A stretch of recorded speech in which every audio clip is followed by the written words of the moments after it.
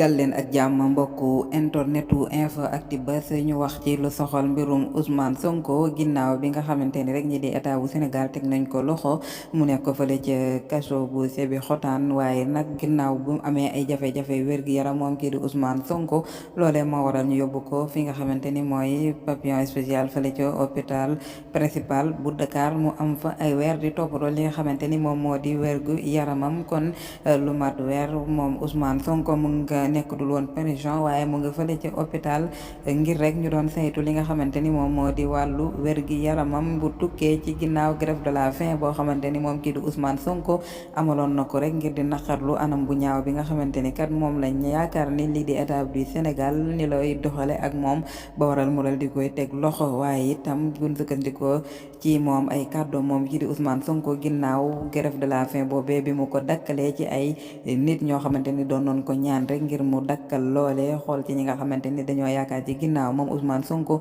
tàmbaliwaat na li nga xamante ni moom moo di grève de la faim bi ci lu mat